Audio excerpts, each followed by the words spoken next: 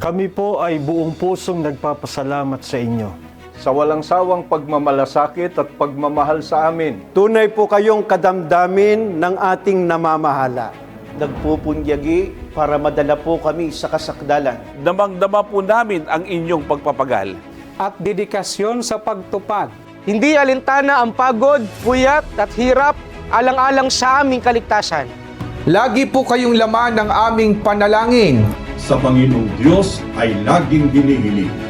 Patuloy po kayong biyayaan ng mabuting kalusugan. Matatag at hindi matitinag na lakas upang kami ay ipagsanggalang.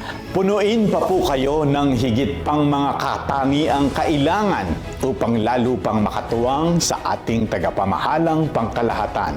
Pangako po namin na lalong pagbubutihin pa ang pagtupad at maninindigan sa katotohanan sa lalo pa pong ikaniningning ng banal na iglesia.